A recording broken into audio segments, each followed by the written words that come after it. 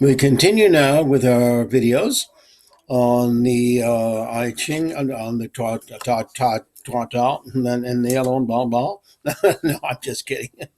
On the Tao Te Ching by Lao Tzu, by Master Ni. But now we're going to move over to the next section here, which are sections that he memorized from an old tradition. Now, this has to do with other things in addition.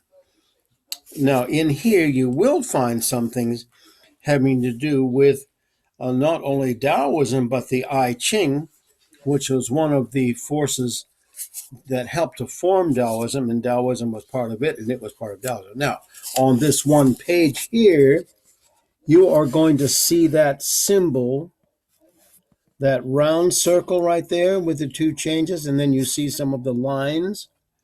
Those are all used in the I Ching. Now, I am going to read you a small section from this because it talks about some of the things that are very interesting in regard to uh, what this says. Now, it's all, of course, about yin and yang, as you know. But we'll get to that in a minute. But before we do that, because of that symbol, let me read you what he says right here. And we will get to that other one in a moment. But we'll read you this first of all. And this is quite interesting. You will find this similar to what we heard in the other section. It says here, the secret of immortal cultivation and the harmonious universe is expressed in the Dai Chua symbol. Now that's that symbol we just saw. Even so-called self-nature cannot hold on to it. Everything takes something from something else. The basic structure of the universe that is generally recognized in time and space is not something solid. Time and space can change and dissolve, but the existence of a being or a thing does not rely on the framework of time and space. Time and space have no self-nature. They are only accessories of an event, a thing, or a being. Non-being does not mean that something does not really exist, but that it exists beyond the senses, time, space. Supernatural being extends their life force freely to the lives of form and no form, and at the same time keep themselves uniformed and supernatural. It is the supernatural something separate from the reality of nature.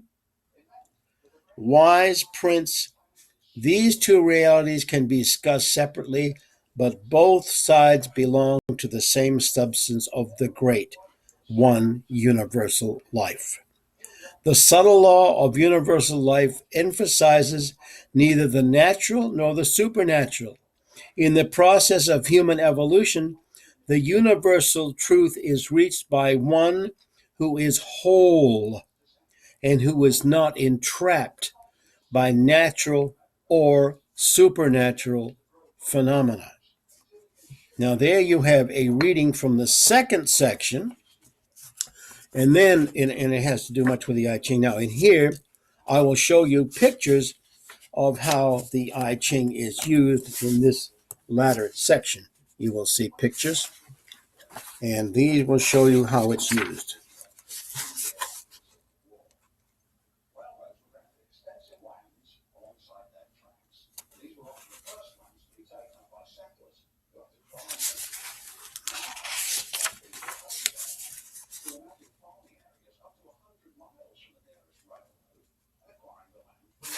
I won't bother to explain these now, but these are extremely helpful and extremely good for understanding what the I Ching and energy is about.